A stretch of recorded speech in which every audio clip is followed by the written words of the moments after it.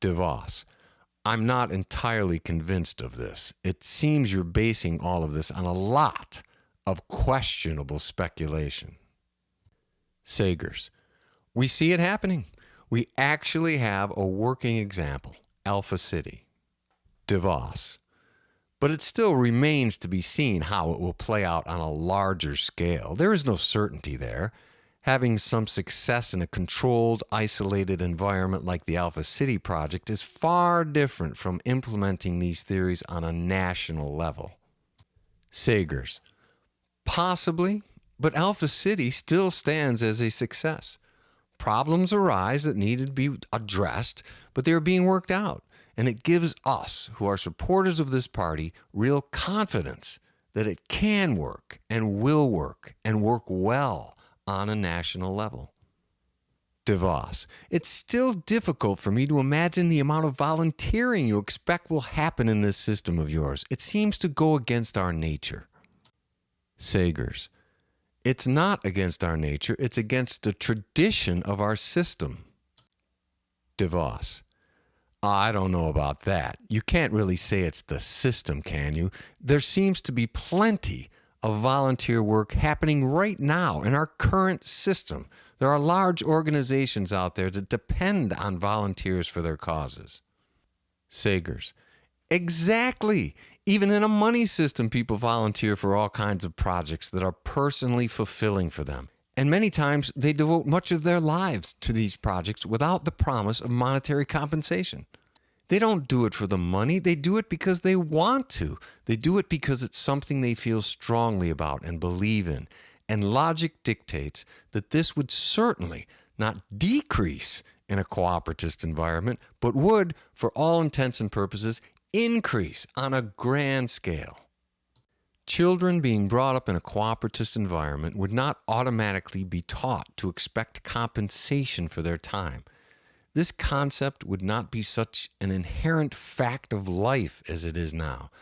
The mindset of humanity in general would alter, just as it has in Alpha City. People would no longer make life choices based on income or job markets, and the natural diversity of human interests would take care of this balancing of supply and demand that you referred to earlier. We believe it will reach an equilibrium on its own without the need for attempting to force a balance by artificial means such as monetary compensation. In fact, even in the money system, we constantly see examples of this not working. There are plenty of hopeful actors, musicians, dancers, artists of every type who are completely undaunted by the money system's attempt to steer them towards another vocational goal because of a flooded market in their field of passion. DeVos. Yes, but these people are forced to do something else to make a living that makes them useful to society while they are pursuing their dream. Sagers. But this is also true in cooperativism. Everyone puts in their fair share of time in the workforce, which benefits them and society at large. So again, the money system boasts no advantage there. In fact, it is inferior. These aspiring artists are often forced into a minimum wage job, living a poverty-type existence. They may go from periods of temporary employment to periods of collecting unemployment, which I think we can both agree is not in society's best interest. Under cooperativism, everyone puts in their fair share of being productive, and no one is in poverty.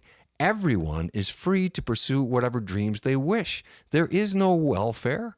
There is no unemployment. There are no financial or retirement worries to fret over. People are freer to find fulfillment in their lives. For every potential problem in cooperativism, there are numerous problems occurring right now in the money system. And these problems have been around for years with no solutions in sight. That's what makes me a supporter, even though, like you, I am wealthy. And people would automatically assume I'd be against this type of change because it would seem that I would have a great deal to lose in such a system. But if you really think about it, would I? I'd be losing my wealth. Yes, this is true. However, in a cooperativist environment, this would not be needed, and I'd be losing the power that comes with that wealth. But in such a society, what need would I have for such power? What would I use it for? To have things go my way? To force agreement and compliance with my opinions? To indulge in eccentricities? DeVos. The money system certainly has faults, but to trash the entire system due to a few problems, it just seems so extreme to me. Sagers. It's the only way. In a money system, there will always be those who will be able to find a way and have a motive for corrupting anything and everything because the system itself encourages it. DeVos. But what you're saying here really is that those who are prosperous must give up their prosperity. Isn't that the bottom line? Why should they? They've worked for it. They've earned it. They've achieved it. They should be entitled to it. But now you want to penalize them for it, take it away, negate what they've accomplished. This doesn't seem fair. Sagers. It must be understood that in a money system, wealth and power and prosperity are attained at the expense of other people's prosperity. It's not the fault of either party. It's just how the system is set up. For every wealthy person, there must be a multitude of those who aren't wealthy, who maintain the foundation for those that are. I can't be wealthy without all of the lower and middle classes making up and supporting this entire system in which I am lucky enough or smart enough or ruthless enough to be wealthy in. So there is an innate imbalance. There must be. It's the only way the system works. But here is the point that the wealthy and others fail to see. Making the switch to cooperativism doesn't mean that they are giving up their prosperity. They are giving up their power. They are giving up their advantages, not their prosperity.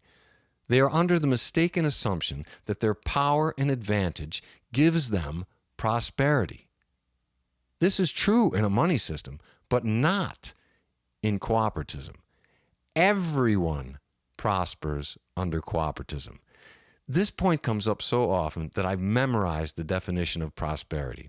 Quote, a successful, flourishing, or thriving condition, especially in financial respects and good fortune. End quote. In a money system, we tend to think of it in financial terms only, because in a money system, that is often the only way it is achieved. However, in cooperativism, people will also be successful, flourishing, and thriving. But in cooperativism, it doesn't take money for this to occur. Cooperativism doesn't destroy prosperity. It makes prosperity redundant because it becomes a given state. It is automatic.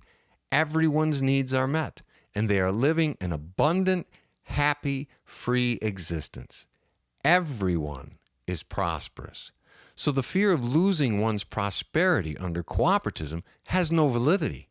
Fear of losing one's financial prosperity under cooperativism is justified, but superfluous, because there is no need for it. DeVos. Regardless of how you try to disguise it, there is a loss there, and a big one. One of the major problems I see in a cooperative system is the lack of specialization. I'm one who believes that specialization improves a workforce. It improves performance and production.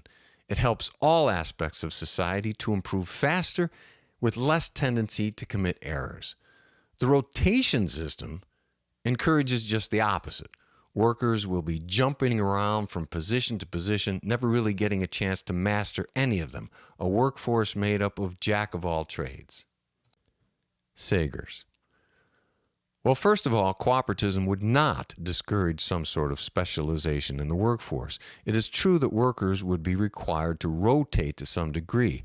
How much would depend on the individual and on the makeup and needs of the workforce. We see the workforce as very versatile, able to easily and swiftly alter its configuration as to the number of personnel in each area, accommodating fluctuations in the needs of the population. Individuals, when possible, will be rotated in such a way as to accommodate his or her interests and talents. Cooperatives do, however, generally have the belief that too much specialization weakens a workforce and a society in the long run.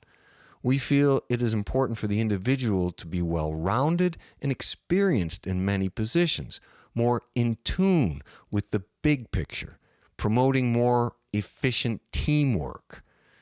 There are more checks and balances because everyone is familiar with everyone else's function.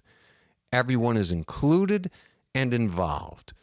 Too much specialization alienates the various functions and does not keep people thinking creatively.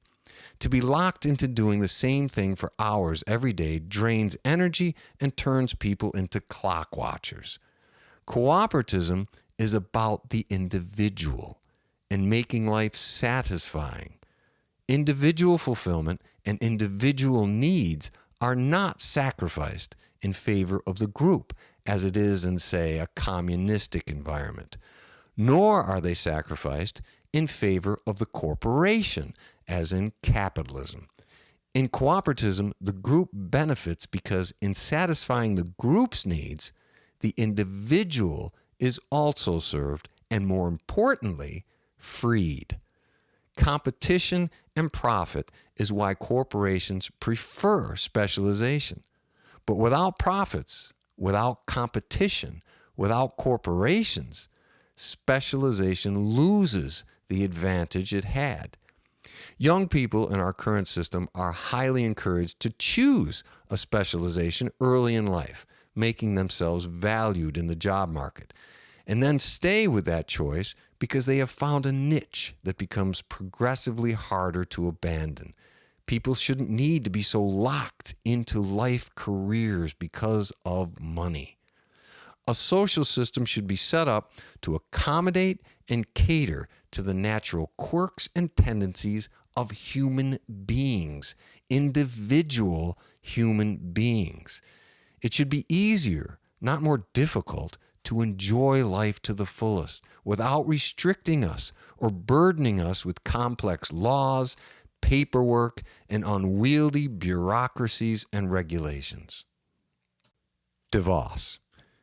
You're speaking of the money system as if it were the bane of human existence. I view it as one of the most important achievements of mankind. Without it, we'd still be in the Dark Ages.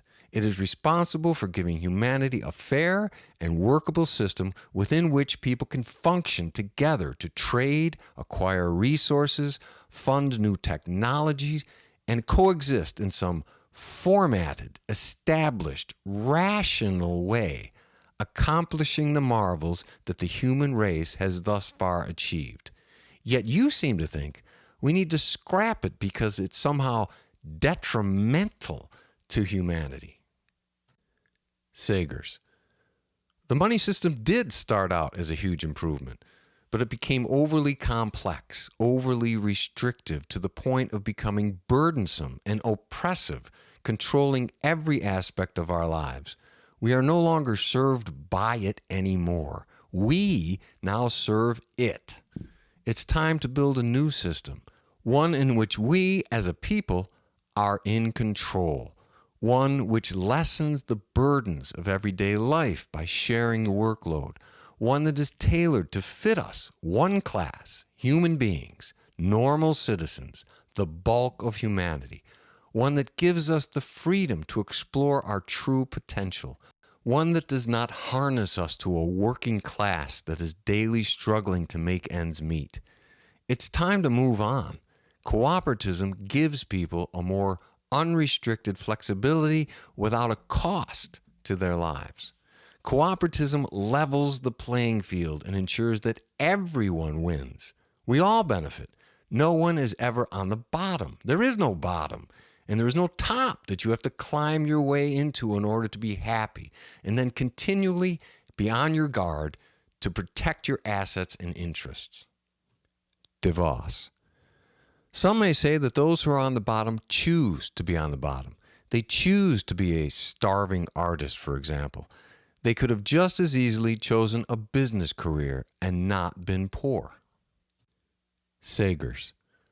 Why not support a system where that choice doesn't even need to be made?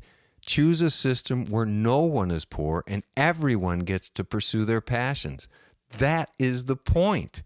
Wealth and power can only be achieved at the expense of others. In a money system, everyone cannot be allowed to have wealth. There must be a financial class system. However, because of our programming, people believe that humanity needs those who have wealth and power in a society. But the question really is, why do you need wealth in society? What makes it a necessary ingredient? DeVos. But if you eliminate wealth, you eliminate progress. Progress happens because of wealth. Through wealth, things get done. Bridges get built, along with roads, skyscrapers, hospitals, stadiums. Sagers. That argument applies only in a money system. There is a huge advantage in not having to rely on wealth for things to get done. The power gets taken out of the hands of the small percentage of wealthy individuals and gets put back into the hands of the common man. DeVos. And what's wrong with the wealthy doing these things? Sagers. It's not in the best interest of the people. The rich have their own interests and their own agendas. We're both rich. We know this. We are serving our own best financial interests. DeVos. Not always. Sagers. No, not always. But our interest is making money. It's okay. It's just the inevitable outcome of the system that we're in. I'm not ashamed of it. It just goes part and parcel with the financial games that this system forces us to play to survive and prosper. DeVos. Yes, but what is wrong with that? What is so terrible about wanting to make money? I don't have to compromise my integrity just because I want to make money. And some of us enjoy playing those games. I know I do. I find it challenging and satisfying and feel a real sense of pride and accomplishment when I achieve a financial goal. For me, money is a way of keeping score, to assess how I'm doing and evaluate my progress. Surely it must be similar for you. I don't see this as a bad thing. I see it as healthy and productive. Sagers. You do not need money for these things to occur. And yes, I have also felt that way, but not everyone does. You are a player when it comes to the money system. More of a player than even me, I suspect. I do not fault you for that. In fact, I respect you for it, and you are obviously quite good at it. But not everyone is. Some people find no joy in the game at all. Yet everyone is forced to participate to some degree or other. That is, for me, where the problem lies. Life itself has become, to a large extent, playing the money game, which I suppose may be fine for people like you and me, but there are far more who either aren't very skilled or have no desire to play this game, and this puts them at a huge disadvantage. Their lives suffer for this because they are forced to waste a great deal of it playing this game. Their talents and interests may lie somewhere else, yet the money game is the only game in town. There is no choice. It's like having a large playground, and some kids have the idea to start playing rugby on the playground, and soon after that, it becomes the only game. Everyone who comes to the playground has to be involved in rugby. If you want to be on the playground, then you have to play rugby. You don't have to be good at it, but you have to play. But the better you are at it, the more respect you have, the more influence you have, and the more fun you have. And similarly, the worse you are at it, the more miserable you will be. Maybe you don't like rugby. Maybe what you'd like to do is play tag or tennis or volleyball. And maybe you get to do what you like on occasion when you're not being utilized in the ever-present rugby game. Most of your playground time is used up with rugby. And maybe you could get a little better at rugby if you devoted some more time to practicing it. But that would mean taking more time away from the already limited time you have to do whatever it is you enjoy. So you're caught in a dilemma, and there is really no way out. You resign yourself to have a less than joyful or fulfilling playground experience. The kids who love rugby and play it well are the top dogs. Their experience is great, and they have a hard time sympathizing with those who aren't as talented. They argue that anyone can have a great playground experience. All you have to do is get good at rugby. And they argue anyone can get good at rugby. Anyone can work on their rugby skills and improve their playing ability. Anyone can enjoy their playground experience as much as they themselves do. But not everyone has the same chances to succeed. Some will be more talented. Some will have better coaching. Others may have a physical disadvantage. The top dogs are only able to have their success and fulfillment at the expense of those who are not so fortunate.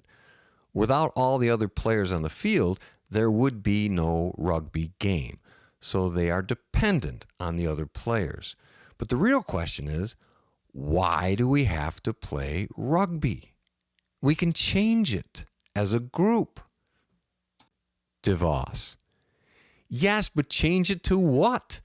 Now you've got to play volleyball instead of rugby. What's the difference? A game still has to be played. You're just changing whatever particular sport it happens to be. In cooperativism, it's the workforce. In capitalism, it's your job. You're still working. Sagers. But in cooperativism, it isn't to make money. That's the difference. And it's a huge difference. It isn't a question of the job. It's a question of the income. Income is the common denominator for everyone in a money system. It restricts everything else you're able to do. The reason for having the job is different in both systems. In cooperativism, workforce jobs are done to maintain society's standard of living. In a money system, jobs are done for income. By way of automation, in cooperativism, we may be able to eliminate a great many jobs. But in a money system, you can never eliminate incomes and therefore can never eliminate jobs.